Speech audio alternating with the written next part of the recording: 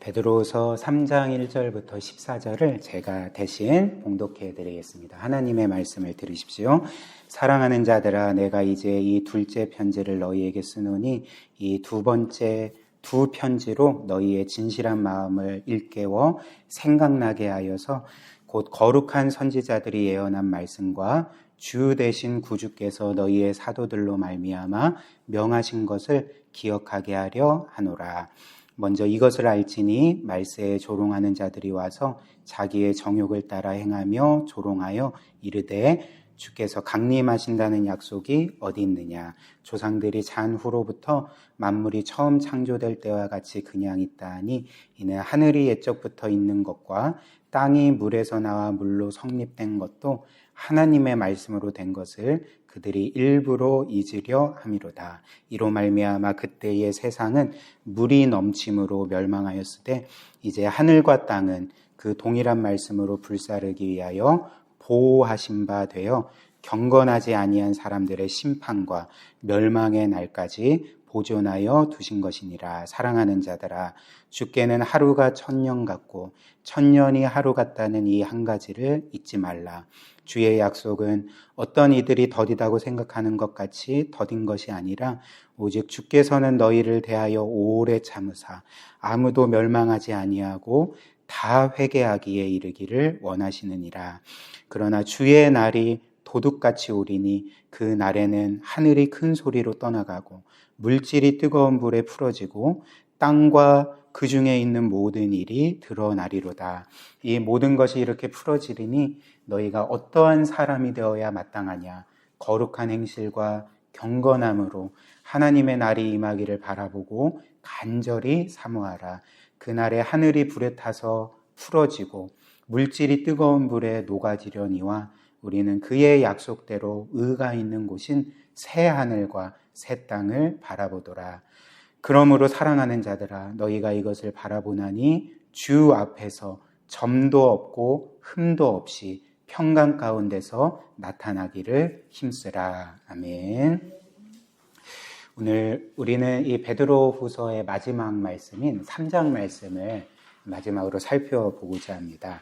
이 베드로후서의 마지막 말씀은 우리가 지난 금요일에 본 것처럼 마지막 날에 이루어질 심판에 대한 말씀, 즉 예수께서 이 세상에 다시 오셔서 온 세상 만물을 궁극적으로 심판하실 것에 대한 말씀이 이 베드로후서의 마지막 말씀입니다.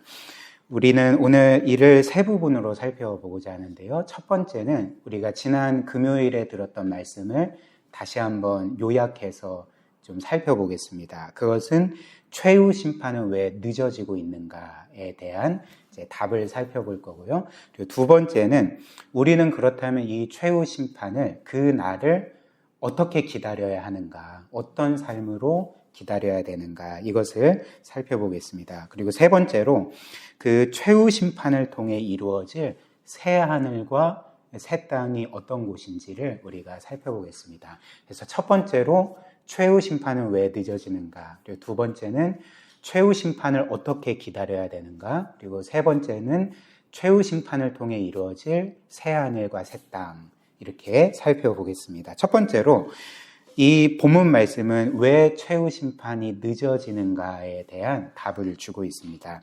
일단 사도 베드로는 이 베드로후서를 마무리하면서 예수 그리스도께서 이 세상에 다시 오셔서 온 세상 만물을, 모든 사람들을 심판하실 것을 분명히 말하고 있습니다. 다시 한번 상기시키고 있고요. 그러나 동시에 사도 베드로가 말하는 바가 무엇이냐면 어떤 사람들이 예수 그리스도가 이 세상에 다시 오실 것에 대해서 부정하고 조롱하고 있다. 그것들을 의도적으로 회피하고 있다. 이렇게 말하는 거죠. 이제 그 사람들에 대해 이제 경고를 하고 있습니다. 3절과 4절 한번 보십시오. 먼저 이것을 알지니 말세에 조롱하는 자들이 와서 자기의 정욕을 따라 행하며 조롱하며 이르되 주께서 강림하신다는 약속이 어디 있느냐. 조상들이 잔 후로부터 만물이 처음 창조될 때와 같이 그냥 있다니, 이렇게 말하지 않습니까? 그러니까 쉽게 말해서 당시의 어떤 사람들, 그리고 지금의 어떤 사람들이 이제 이렇게 말한다는 거죠. 지금 이 세상이 그대로이지 않느냐. 너희가 말하는 것처럼 예수라는 인물이 내가 다시 와서 이 세상을 심판할 거다라고 말했다고 하는데 지금 2000년이나 지났다. 그런데 어떻게 심판이 이루어진다고 말할 수가 있느냐. 예수께서 말한 이 모든 것들, 심판에 대한 말씀은 거짓말이 아니냐라고 하면서 이렇게 조롱했다라고 말하고 있습니다. 그러나 성경은 이런 사람들에 대해서 뭐라고 말할까요? 5절 말씀 보십시오. 이는 하늘이 옛적부터 있는 것과 땅이 물에서 나와 물로 성립된 것도 하나님의 말씀으로 된 것으로 그들이 일부러 잊으려 함이로다. 지금 5절은 뭘 말하고 있을까요? 일단 상반절을 보면 하나님께서 태초에 천지를 창조하실 때에 이 세상 모든 것들을 만드신 것, 말씀으로 하늘을 만드시고 또 바다를 만드시고 땅을 만드신 것을 우리에게 다시 한번 상기시켜주고 있지 않습니까? 근데 뭐라고 말합니까? 이에 대해서 어떤 이들이 이렇게 하나님께서 이 세상 만물을 말씀으로 창조하신 것을 일부러 잊으려 함이로다 이렇게 말하는 거죠. 그러니까 어떤 말을 하고 있냐면 사람들은 분명히 본성적으로 이 세상 만물이 우연에 의해서 발생되지 않았음을 알고 있다는 것입니다. 이 세상을 만든 신이 있고 즉 창조주가 있고 창조주가 있으면 그 창조주는 이 세상 모든 사람들의 궁극적인 심판자라는 것을 궁극적으로 알고 있다는 거죠. 그리고 내가 죽으면 그 심판자 앞에 반드시 서게 되고 나는 내가 살아온 대로 심판을 받게 될 것을 이 세상 누구라도 본성적으로 알고 있다는 것입니다. 그러나 이에 대해서 뭐라고 말합니까? 이렇게 신이 있고 창조주가 있고 그 창조주가 심판주라는 것을 알고 있음에도 불구하고 일부러 잊으려 함이로다 이렇게 말하는 거죠. 그러니까 고의적으로 생각하지 않으려고 하고 부정하려고 하고 회피하려고 한다 이렇게 말합니다. 이에 대해서 로마서 1장 20절과 21절이 분명히 말해준 바 있습니다. 한번 보십시오. 창세로부터 그의 보이지 아니하는 것들, 즉 하나님의 보이지 아니하는 것들, 곧 그의 영원하신 능력과 신성이 그가 만드신 만물에 분명히 보여 알려졌나니 그러므로 그들이 핑계하지 못할지니라. 하나님을 알되 하나님을 영화롭게도 아니하며 감사하지도 아니하고 오히려 그 생각이 허망하여지며 미련한 마음이 어두워졌다 이렇게 말하는 거죠. 무슨 말일까요? 그러니까 하나님께서 이 세상 만물을 창조하실 때에 정말 이 세상 모든 것에 그분의 영광이 지금 드러나고 있다는 거죠. 그래서 사람들이 이 세상 모든 것들을 볼 때에 부인할 수 없을 정도로 하나님의 그 흔적들, 영광과 권능과 지혜를 보고 있는데 그래서 그들의 본성적으로는 하나님을 알고 있다는 것입니다. 근데 뭐라고 말합니까? 하나님을 알되 영화롭게도 아니하고 감사하지도 아니한다. 오히려 그 생각이 허망하여지고 미련한 마음이 어두워져서 그 하나님을 지금 고의적으로 부정하고 있다는 거죠. 그리고 실제로 이 말씀처럼 사람들의 마음 깊숙한 곳에는 이 세상을 만든 창조주가 있을 거야 라는 생각뿐만 아니라 공의로운 심판자에 대한 갈망이 있습니다. 이 세상 모든 사람들에게 궁극적인 심판자, 이 세상의 완전한 공의를 이루기를 원하는 그런 심판자에 대한 갈망이 있다는 거죠. 왜 그럴까요? 왜냐하면 이 세상은 우리가 알다시피 굉장히 불의한 세상이기 때문에 그렇습니다. 불공평한 세상이기 때문에 그렇습니다. 여러분들은 이 세상, 특별히 우리가 살고 있는 대한민국이 공의로운 세상, 공의로운 나라라고 생각하십니까? 아마도 거의 대다수의 사람들은 내가 살고 있는 이 나라는 불의해, 불공평해 이렇게 생각을 할 것입니다. 그러니까 이런 말도 있잖아요. 유전무죄, 무전유죄라는 말이 있을 정도로 모든 사람들의 마음 깊숙한 곳에는 이 세상은 불의하고 불공평하다. 이런 생각이 있다는 거죠. 그래서 이런 세상이기 때문에 사람들의 깊은 마음 속에는 궁극적인 심판자가 있어서 그래서 이 세상의 모든 악인들을 처벌해서 완전한 공의를 이루어야 된다라는 그 갈망들이 우리를 포함해서 모든 사람들의 마음 가운데 있다는 것입니다. 왜 그럴까요? 왜냐하면 만약에 그런 궁극적인 심판자가 없다면 이 세상은 보면 악인들이 떵떵거리면서 살고 제대로 처벌도 받지 않고 죽을 때도 평안하게 죽고, 그렇다면 이 세상은 너무나도 불의하다, 불공평하다 이렇게 생각하게 되기 때문에 반드시 심판자가 있어야 되고, 그래서 이 세상에서 법망을 이리저리 피하면서 마지막까지 떵떵거리면서 평안하게 죽는 그 죄인들이, 악인들이 반드시 처벌받아서 궁극적인 공의가 이루어져야 된다라는 갈망들이 모두에게 있다는 것입니다. 그래서 여러분들 이런 말 들어보지 않았습니까? 사회적으로 큰 무리를 일으키거나 큰 죄를 범한 어떤 흉악범들, 어떤 악한 사람들에 대해서 사람들이 저 사람은 천벌을 받을 거야 이런 말을 하잖아요. 그렇죠? 여러분들도 해보신 적 있으시지 않습니까? 근데 재밌는 사실은 무엇이냐면 천벌은 뭡니까? 1000개의 벌입니까? 아니잖아요. 그렇죠? 하늘에서 떨어지는 벌이거든요. 그러니까 이건 신이 내리는 벌입니다. 근데 되게 재밌는 게 사람들은 신을 믿지도 않는데 천벌을 말한다는 거죠. 그러니까 뭘 보여줄까요? 사람들 마음 가운데 제가 말씀드린 것처럼 궁극적인 심판자가 있어야 돼요. 신이 존재해야 되고 그 신이 궁극적인 심판자가 되어서 악인들에게 천벌을 내려야 돼라는 그런 갈망을 다 갖고 있다는 거죠. 그래서 오늘 그 말씀처럼 사람들은 이렇게 한편으로는 그 궁극적인 심판자가 있음을 알고 또 한편으로는 그 궁극적인 심판자를 갈망하지만, 그러나 오늘 말씀처럼 사람들은 그럼에도 불구하고 일부러 이지를 하는도다.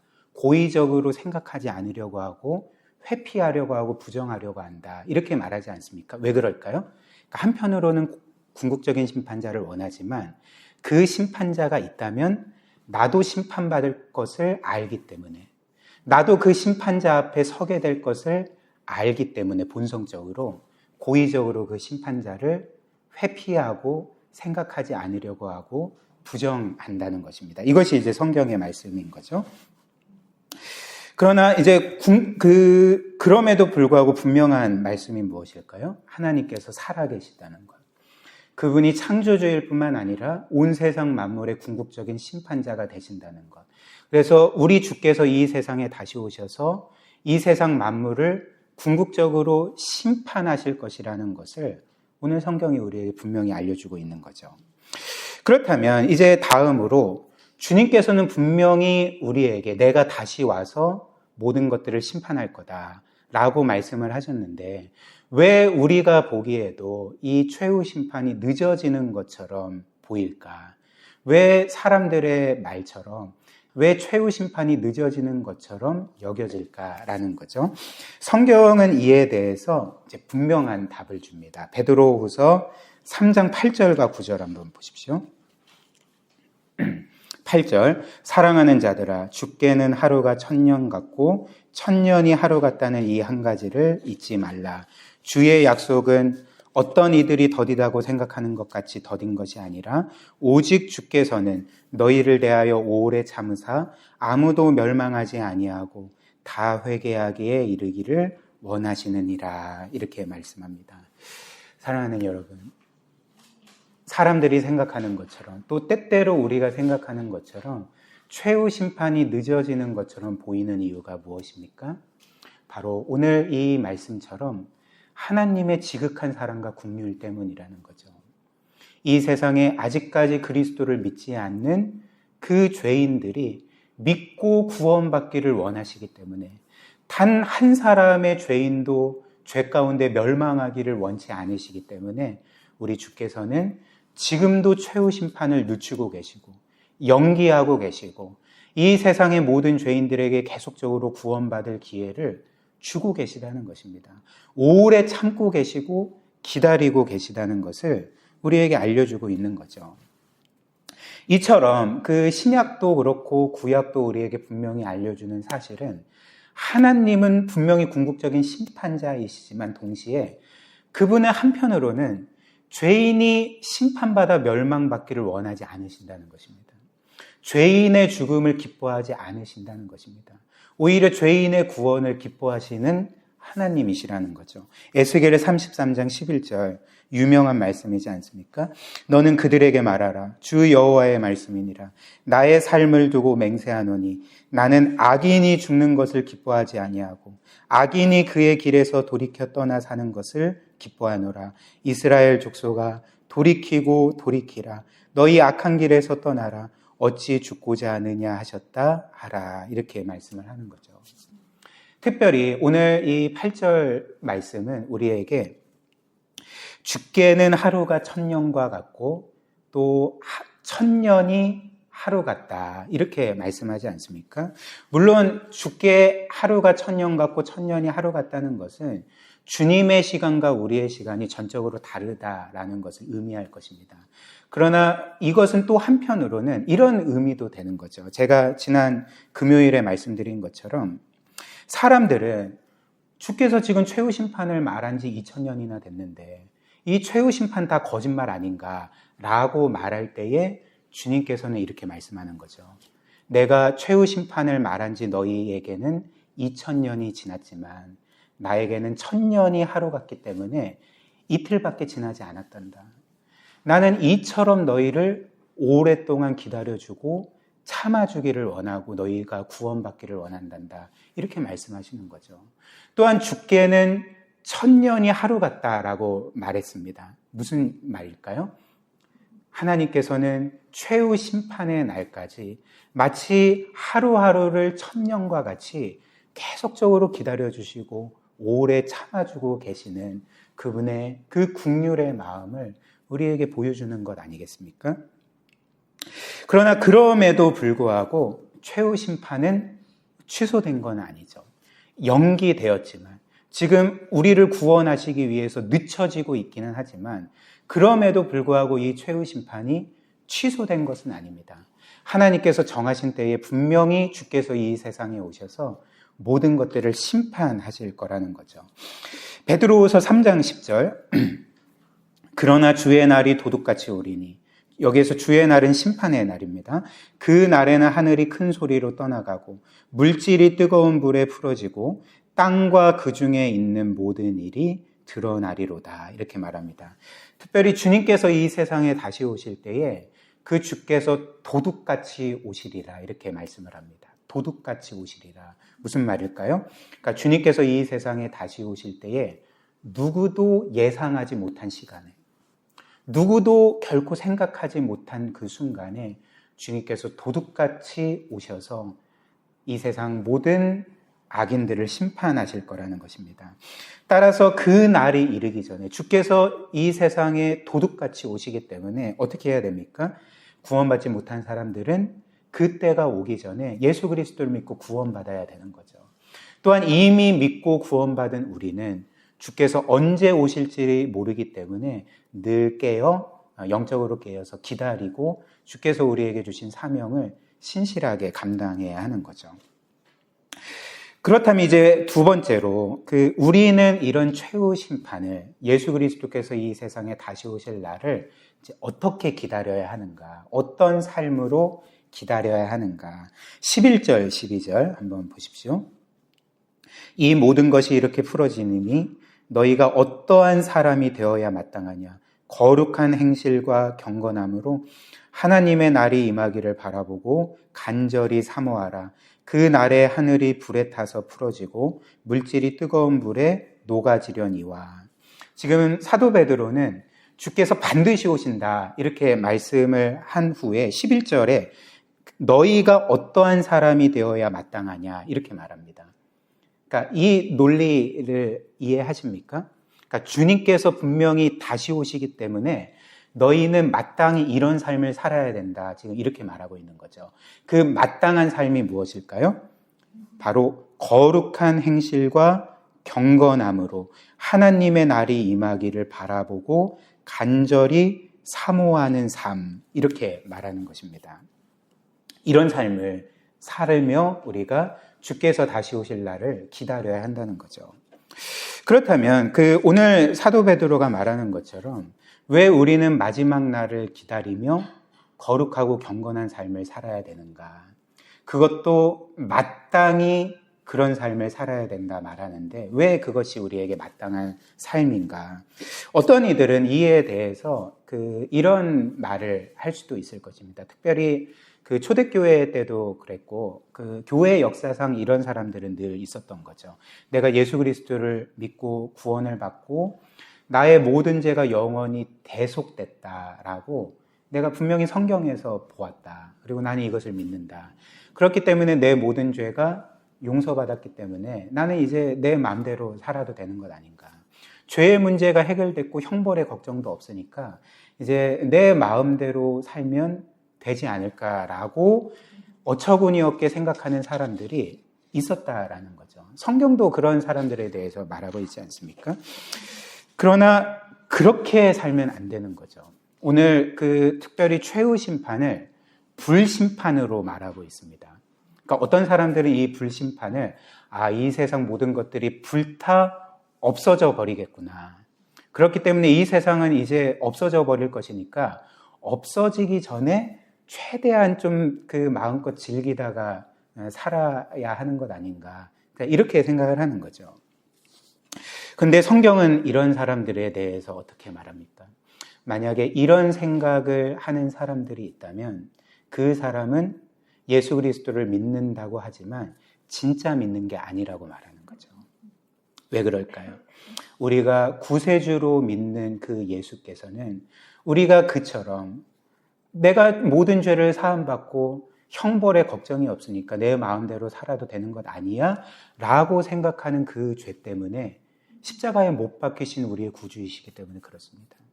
그 죄 때문에 고난당하셨고 그 죄 때문에 십자가에 못 박히셨고 그 죄 때문에 피 흘리셨고 그 죄 때문에 죽임을 당하신 우리의 구세주이시기 때문에 내 죄가 해결되고 형벌의 걱정이 없으니까 내 뜻대로 살아야 되는 것, 살 수 있는 것 아니야 라고 생각하는 사람은 자신의 구주가 그를 위해서 어떤 일을 행하셨는지 아직도 모르는 사람이라는 거죠. 진짜 믿지 않는 사람이라는 것입니다.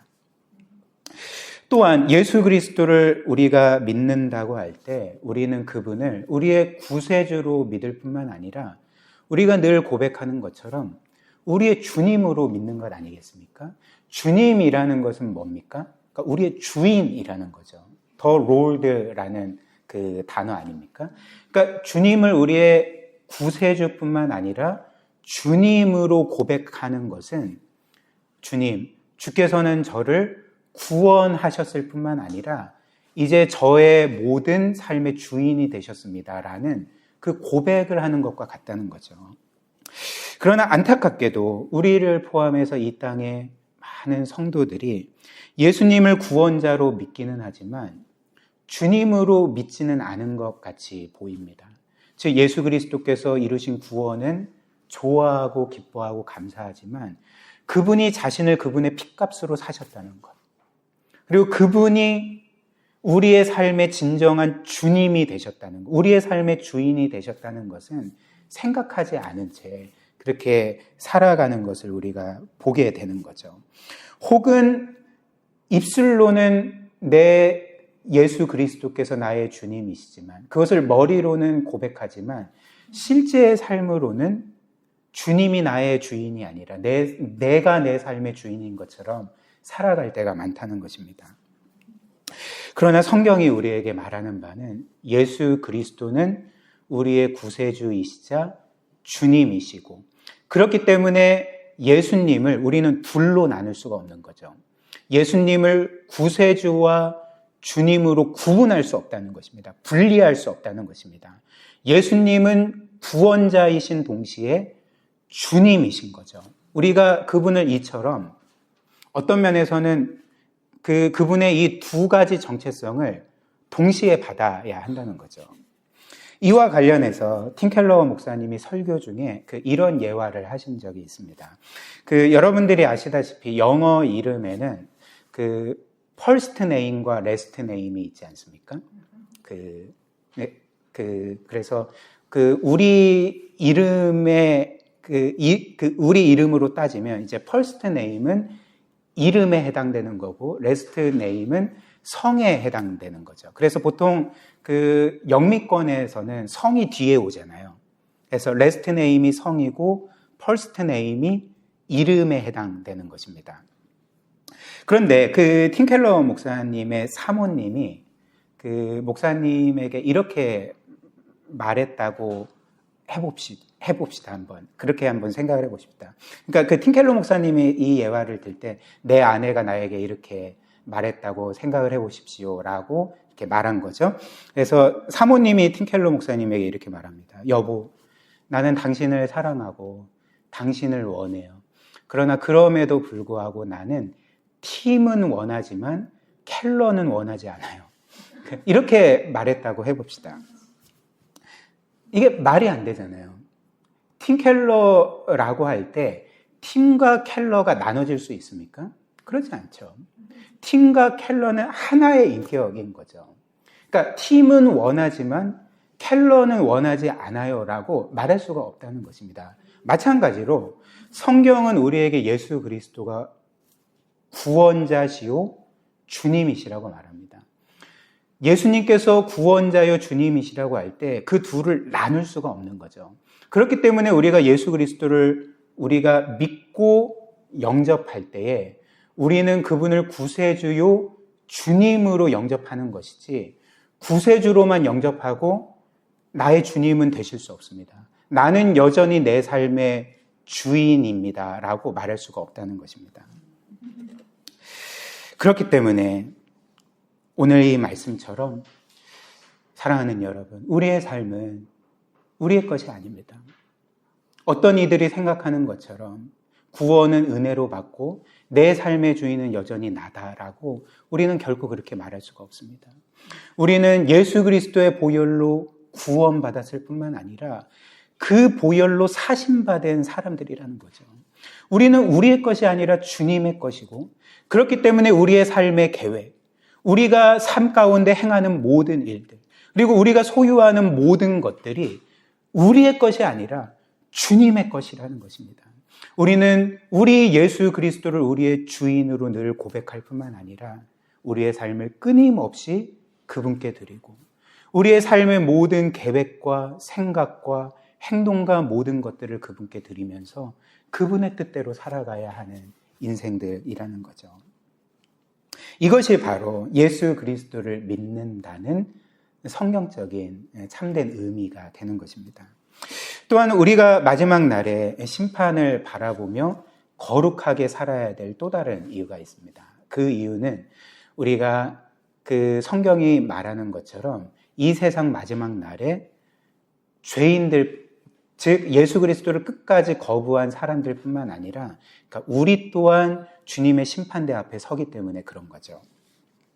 그리고 우리 모두가 주님 앞에서 상급의 심판을 받기 때문에 그렇습니다. 그 이를 잘 보여주는 말씀이 고린도전서 3장 말씀인데요. 10절부터 12절 말씀 한번 보십시오. 10절부터 읽습니다. 내게 주신 하나님의 은혜를 따라 내가 지혜로운 건축자와 같이 터를 닦아두매 다른 이가 그 위에 세우나 그러나 각각 어떻게 그 위에 세울까를 조심할지니라. 이 닦아둔 것 외에 능히 다른 터를 닦아줄 자가 없으니 이 터는 곧 예수 그리스도라. 만일 누구든지 금이나 은이나 보석이나 나무나 풀이나 짚으로 이 터 위에 세우면 이렇게 말합니다. 일단 사도 바울은 자신을 가리켜 그 어떤 사람으로 표현하고 있냐면 나는 그리스도라는 터 위에 집을 짓는 사람입니다. 나는 예수 그리스도를 믿은 이후로 그리스도라는 터 위에 계속적으로 집을 지어왔고 여러분들도 마찬가지로 예수 그리스도를 믿은 이후로 그리스도라는 터 위에 집을 짓고 있는 사람들입니다. 이제 이렇게 말하고 있습니다. 그러니까 이게 무슨 말일까요?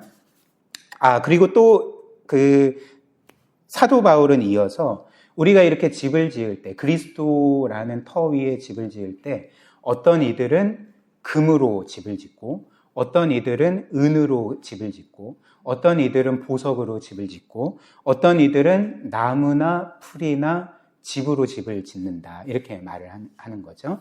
이는 무슨 의미일까요? 좀 알쏭달쏭하지만 이것이 말하는 바는 무엇이냐면 우리가 예수 그리스도를 믿은 이후로 주께서 우리에게 사명을 주시지 않았습니까?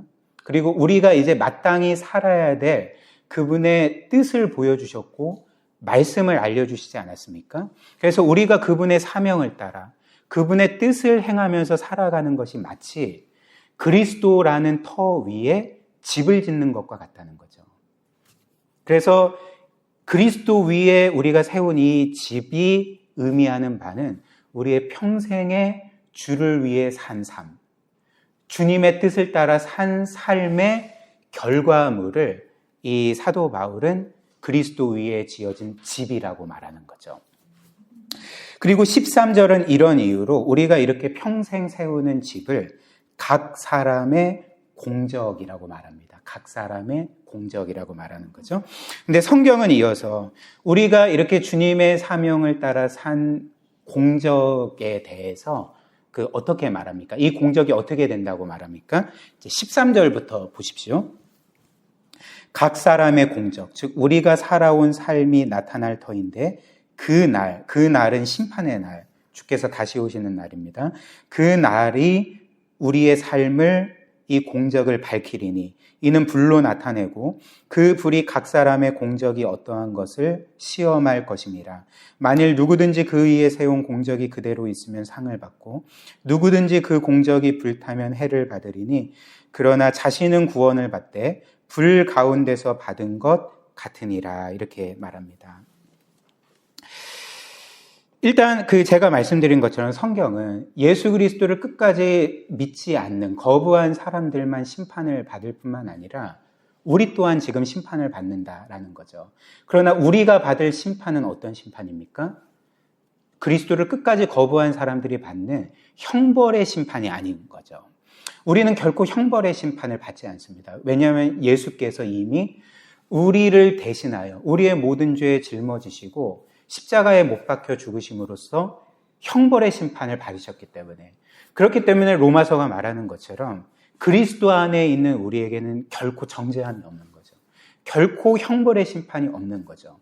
그렇다면 우리가 받을 심판은 무엇입니까? 형벌의 심판이 아니라 상급의 심판인 것입니다. 우리가 이 땅에서 살아온 삶에 대한 상급의 심판을 받는데, 그래서 오늘 이 말씀처럼 14절, 누구든지 그 위에 세운 공적, 우리의 삶의 기록들, 우리가 주님을 위해 산 삶의 전체 기록이 그대로 있으면 상을 받지만, 그러나 어떤 이들처럼 구원받은 이후로 주의 뜻보다는 자신의 뜻대로 살고 사명보다는 자신이 원하는 대로 살아서 주님과는 전혀 상관없는 삶을 살아간 그 삶의 사람에 대해서는 어떻게 말합니까? 그들이 가까스로 구원을 받게 되지만 상을 받지는 못한다, 이렇게 말하는 거죠. 그러나 그리스도라는 터 위에 신실하게 집을 지은 사람은 영광의 면류관을 받을 거다라고 우리에게 말씀해주고 있는 것입니다. 그래서 사도 바울은 순교를 앞둔 시점에서 이렇게 고백을 하는 거죠. 디모데후서 4장 6절부터 8절 보십시오. 사도 바울이 말합니다. 전제와 같이 내가 벌써 부어지고 나의 떠날 시각이 가까웠도다. 즉 순교할 때가 가까웠다는 거죠. 그런데 나는 선한 싸움을 싸우고 나의 달려갈 길을 마치고 믿음을 지켰으니 이제후로는 나를 위하여 의의 면류관이 예비되었으므로 곧 의로우신 재판관이 그 날에 내게 주실 것이며 내게만 아니라 주의 나타나심을 사모하는 모든 자에게 도니라 라고 말합니다.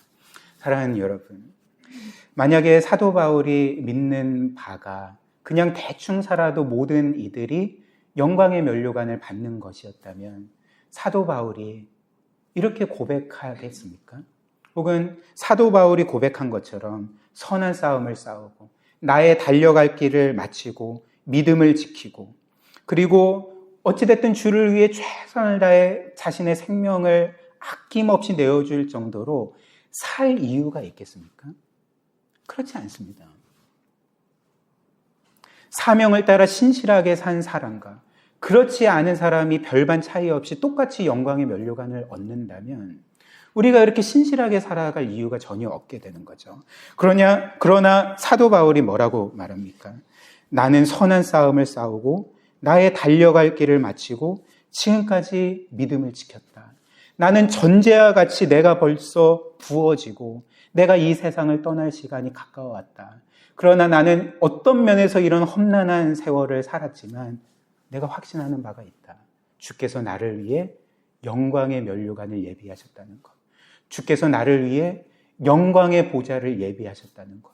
주님이 나를 영광 가운데 높이실 것을 나는 바라본다라고 고백하고 있지 않습니까? 이것이 바로 우리가 이 땅을 주께서 오시는 날까지 경건하고 거룩하게 살아야 될 이유가 되는 거죠. 특별히 8절 말씀 보면 의의 면류관이 누구에게 예비되었냐면 그 마지막 구절 보면 내게만 아니라 주의 나타나심을 사모하는 모든 자에게도니라 라고 말합니다. 주께서 이 세상에 다시 오실 날을 사모하는 자에게 이 의의 면류관이 예비되었다는 거죠. 그렇다면 주님이 오실 날을 사모한다는 것은 무슨 의미일까요? 그냥 기다리는 것만을 의미하겠습니까? 그렇지 않고 주께서 다시 오실 날을 늘 기대하고 바라보며 지금이라도 주님께서 다시 오실 것을 생각하면서 현재의 삶 가운데 신실하게 주를 위해 살아가는 사람들을 가리켜서 주의 다시 나타나심을 사모하는 자들이라고 말하는 것입니다.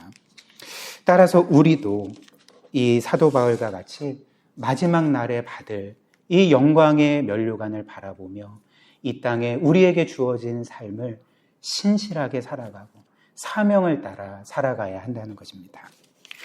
마지막 세 번째로, 그렇다면 이제 최후 심판을 통해 이루어질 이 새하늘과 새 땅은 어떤 곳일까라는 거죠. 12절, 13절 한번 보십시오. 하나님의 날이 임하기를 바라보고 간절히 사모하라. 그 날에 하늘이 불에 타서 풀어지고 물질이 뜨거운 불에 녹아지려니와 우리는 그의 약속대로 의가 있는 곳인 새하늘과 새 땅을 바라보도다. 이렇게 말합니다.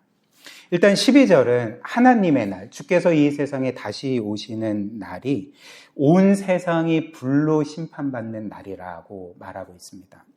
그래서 그 12절 후반절에 보면 그 날에 하늘이 불에 타서 풀어지고 물질이 뜨거운 불에 녹아지게 된다. 이렇게 말하는 거죠.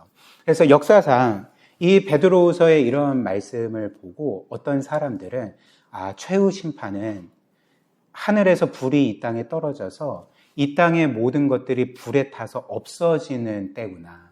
그래서 우리가 지금 밟고 살아가고 있는 이 모든 물질 세계가 싸그리 없어지는 거구나. 그래서 그 완성될 하나님의 나라 천국은 순전히 영적인 세상이어서 우리는 그냥 영혼으로 둥둥 떠다니는 그런 세상이겠구나라고 이제 생각하는 사람들이 있었습니다. 지금도 이제 그렇게 생각하는 사람들이 있을 것입니다.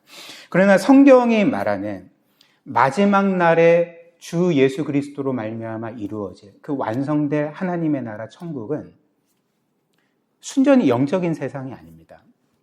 우리가 그냥 영혼으로 둥둥 떠다니는 세상이 아니라 성경이 분명히 말하는 바가 무엇입니까? 마지막 날에 우리는 영광스러운 몸을 입게 된다. 우리는 부활하여서 영광스러운 몸을 가지고 완성될 하나님의 나라에서 영원히 살게 된다라고 말하는 거죠. 그렇기 때문에 우리가 바라는 그 하나님의 나라는 사실 지금처럼 물질 세계라는 거죠.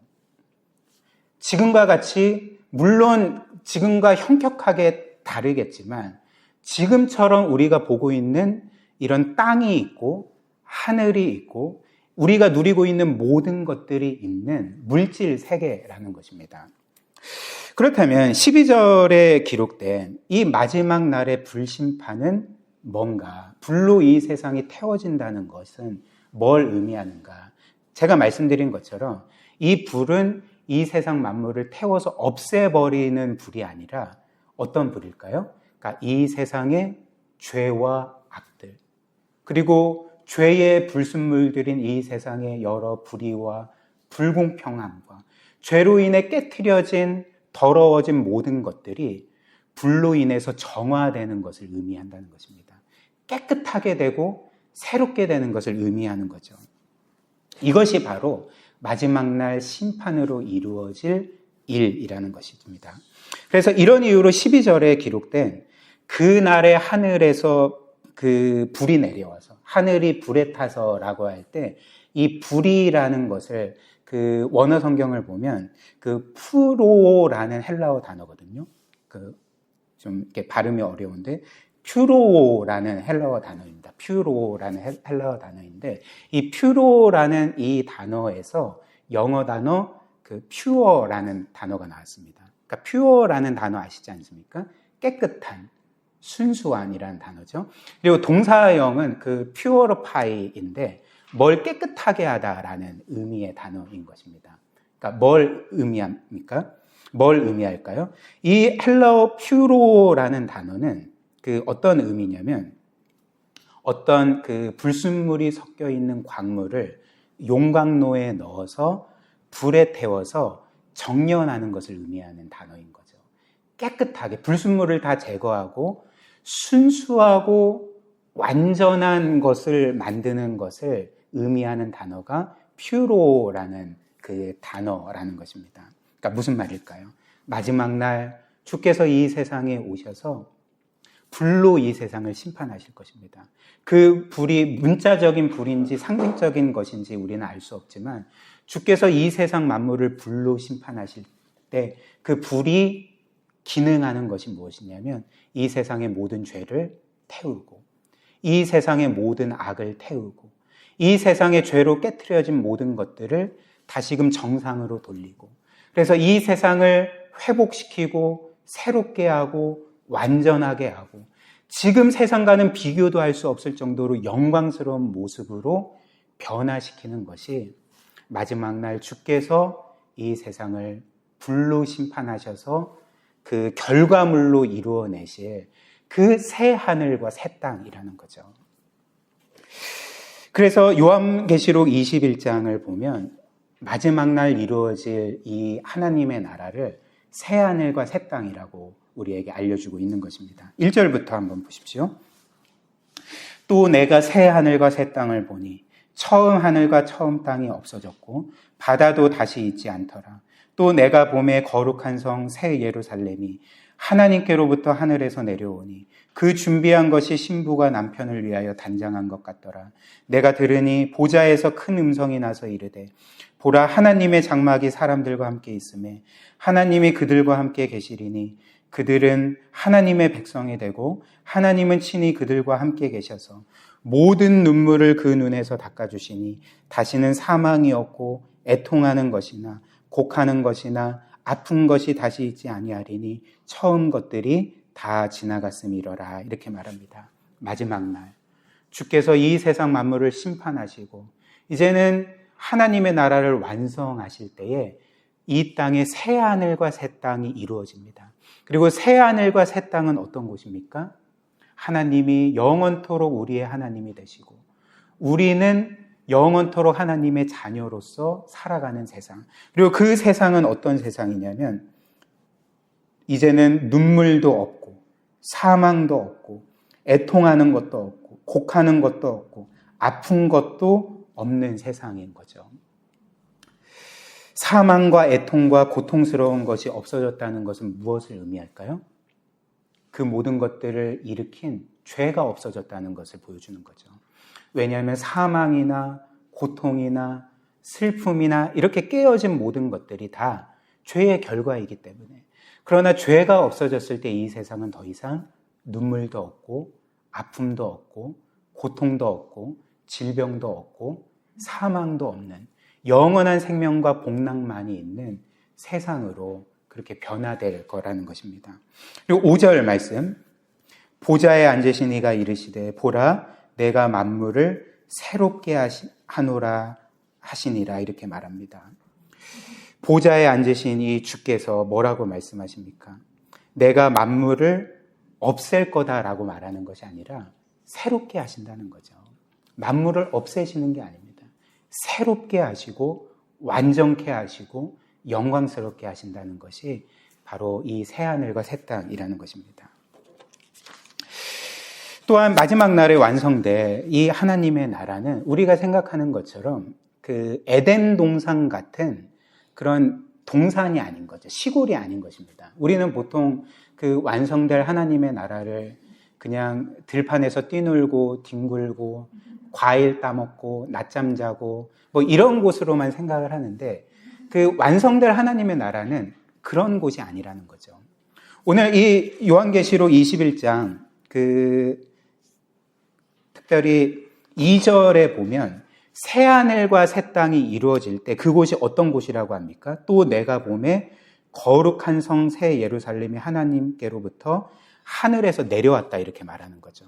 즉 그 새하늘과 새 땅은 거룩한 성, 여기에서 성이라는 것은 도성, 도시를 의미합니다. 새 예루살렘이라는 거죠.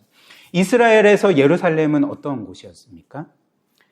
가장 큰 도시였습니다. 가장 크고 발전되고 영광스러운 도시였던 거죠. 시골이 아닙니다. 그렇기 때문에 완성될 하나님의 나라, 새하늘과 새 땅이 새 예루살렘이라는 것은 이 세상 만물이 하나님 나라로 변할 때에 이 세상 만물이 도시로 변할 것을 의미하는 거죠. 정말 거대하고 그리고 눈부시게 발전되고 영광스러운 도시로서 하나님의 나라가 이 땅 만물 가운데 세워질 것. 그래서 지금과는 비교도 안 되는 영광스러운 문명이 세워질 나라가 될 것을 성경이 우리에게 알려주고 있다는 것입니다. 그리고 우리는 그곳에서 이제 삼위 하나님과 모든 천사들과 모든 구속받은 성도들과 함께 더불어 영원히 살아가게 될 거라는 거죠. 그러므로 우리는 주님께서 다시 오실 때까지 거룩하고 경건하게 살아야 될 뿐만 아니라 그 날을 사모해야 합니다. 13절 우리 한번 같이 읽어볼까요? 시작. 우리는 그의 약속대로 의가 있는 곳인 새하늘과 새 땅을 바라보도다. 이렇게 말씀합니다. 사랑하는 여러분, 주님께서 우리에게 주기도문을 가르쳐 주셨을 때 우리의 삶의 최우선순위가 되어야 될 세 가지 기도를 우리에게 가르쳐 주고 명하시지 않았습니까? 그 기도가 어떤 것이었습니까? 주께서 이렇게 말씀하셨습니다. 너희는 이렇게 기도하라. 하늘에 계신 우리 아버지여, 아버지의 이름을 거룩하게 하시고 아버지의 나라가 오게 하시고 아버지의 뜻이 하늘에서와 같이 이 땅에서 이루어지게 해달라고 기도하라. 결국 결론적으로 어떤 기도였습니까? 그분의 나라를 위한 기도였던 거죠. 그분의 뜻이 하늘에서처럼 이 땅에서 이루어진다는 것은 먼 훗날 이루어질 완성될 하나님의 나라에 대한 기도였다는 것입니다. 이 기도를 주님께서는 너희의 삶의 최우선순위로 기도해라. 그리고 아직까지 하나님 나라가 완성되진 않았지만 여전히 너희의 마음과 삶 가운데 이런 하나님의 나라가 끊임없이 이루어지도록 너희가 기도하라 라고 말씀하셨다는 거죠. 우리는 이 땅에서 때로는 여러 가지 기도의 제목들을 하지만 그 모든 기도의 제목들이 순전히 우리 자신을 위한 기도일 때가 많지 않습니까? 그러나 주님께서 너희는 하나님의 이름이 거룩히 여김받고 하나님의 나라가 임하고 하나님의 뜻이 온전히 이루어지도록 기도하라 이렇게 말씀하셨을 때 우리는 그렇다면 어떻게 이것을 우리의 삶의 최우선 순위로 기도할 수 있겠습니까? 오늘 이 말씀처럼 우리의 마음을 가득 채우고 있는 것이 주께서 이 세상에 다시 오실 때 이루어질 그 영원한 나라, 그 완성될 나라, 그 영광스러운 나라가 된다면 우리는 이 땅에서도 주의 이름의 그 영광을 위해서 주님의 나라가 이루어지고 주님의 뜻이 온전히 이루어지도록 우리가 최우선 순위로 그것을 위해 기도할 수 있게 되지 않습니까? 만약에 우리의 삶 가운데, 우리의 마음 가운데 우리의 관심사 자체가 이런 하나님의 나라가 아니라 이 땅이라면, 그리고 그 하나님의 나라가 우리의 삶의 가장 최고의 영광이자 복이라고 생각하지 아니하고 이 땅이 마치 나의 삶과 나의 영혼을 채워줄 것처럼 생각하고 진정한 나의 생명이자 복인 것처럼 생각한다면 우리는 이 나라를 바라지도 않을 것이고 이 나라를 위해 기도하지도 않을 것입니다. 그렇기 때문에 이 나라가, 이 하나님의 이루어질 영원한 나라와 영광이 우리의 삶의 최고의 복이자 영광이라는 것을 늘 기억한다면 우리는 이 나라를 위해서 기도할 수 있게 되는 거죠. 저는 때때로 주님께서 이 세상에 속히 오셔서 이런 성경이 우리에게 약속하는 완전하고 영원한 나라를 속히 이루어 주시기를 기도할 때가 있습니다. 마음으로 원할 때가 있습니다. 이는 제가 특별히 경건해서 그런 것이 아니라 이 세상을 볼 때 여전히 죄가 가득하고 또 내 안에도 죄가 가득해서 정말 이 세상을 보나 나의 삶을 보나 깨트려진 것이 많고 불완전한 것이 많고 고통스러운 것이 많기 때문에 이런 심정으로 늘 주님께서 다시 오시기를 원합니다. 오 주님 어서 오시옵소서, 속히 오시옵소서라는 그런 그 갈망을 가질 때가 있다는 것입니다. 사실 이 세상에 이런 완전한 나라를 갈망하지 않을 사람이 어디 있겠습니까? 그러나 동시에 저는 또 이런 생각을 하기도 합니다. 주님께서 분명히 오시겠지만 그 날을 좀 연기해 주십시오. 왜냐하면 아직까지 저에게는 구원받지 못한 가족이 있습니다. 아직까지 저희의 지체들의 가족 중에는 구원받지 못한 사람들이 있습니다. 그렇기 때문에 주님, 지금 오시면 안 됩니다. 그들이 구원받기 전까지는 오시면 안 됩니다. 라는 그런 마음을 가질 때가 있습니다.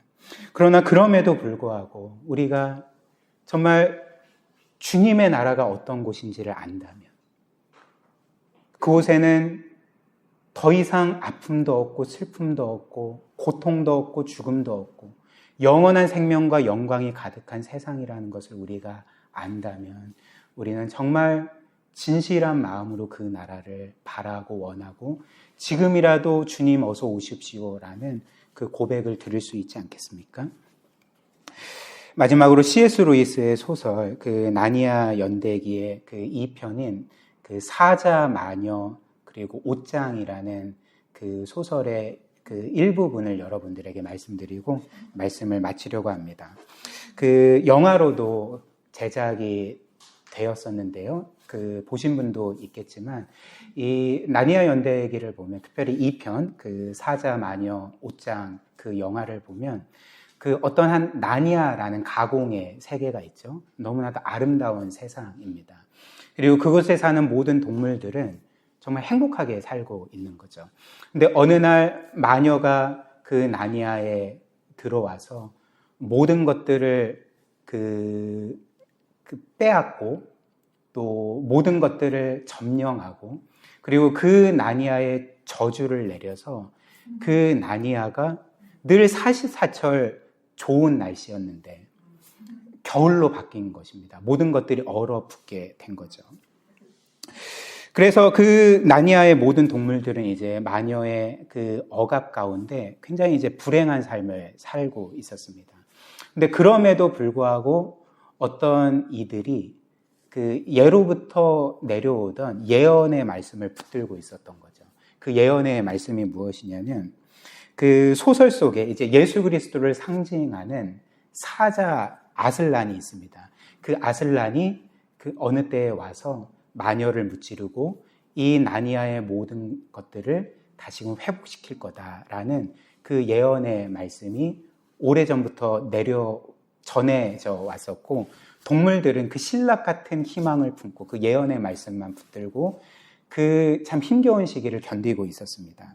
근데 실제로 예언대로 이제 사자 아슬란이 이제 이 나니아에 올 때가 가까워오자 어떤 일이 일어났냐면 마녀의 저주로 인해서 오랫동안 얼어있던 것들이 서서히 녹기 시작하는 거죠. 얼어있던 땅이 녹기 시작했고 얼어붙었던 시냇물이 녹기 시작했습니다. 그리고 그 결과 이제 땅에서 다시금 풀이 나게 되고 꽃이 나게 되고 나무가 자라게 된 것이었죠. 그리고 결국 예언의 말씀대로 사자 아슬란이 나니아로 돌아왔고 그 마녀와 그의 군대를 단번에 무찔러서 그 나니아를 온전히 회복시켰을 때에 나니아의 계절은 다시금 겨울에서 봄으로 바뀌게 되었고, 그 나니아가 잃었던 생명들, 풀과 꽃과 나무와 온갖 생명들이 다시금 그 나니아를 가득 충만하게 채우는 것들을 경험하게 되었습니다. 사랑하는 여러분, 이것이 바로 이 땅의 마지막 날 우리 주께서 다시 오실 때 이루어질 일들입니다. 이 땅에는 여전히 죄가 많고 죄로 인한 깨트려짐이 많고 또 그로 인한 고통과 죽음이 여전히 우리를 고통스럽게 하지만, 그러나 우리는 이로 인하여서 절망할 수가 없는 거죠. 왜냐하면 주님이 반드시 오시기 때문에, 주님이 반드시 이 세상 만물을 새롭게 하실 것이고 회복시켜 주실 것이고, 우리는 그분과 함께 그 영원한 나라에서 무한한 행복과 영광을 누리며 살아갈 것이기 때문에 그렇습니다. 이 날을 늘 고대하고 주께서 오실 날까지 우리에게 주신 사명을 따라 신실하게 살아가시기를 주님의 이름으로 축복합니다.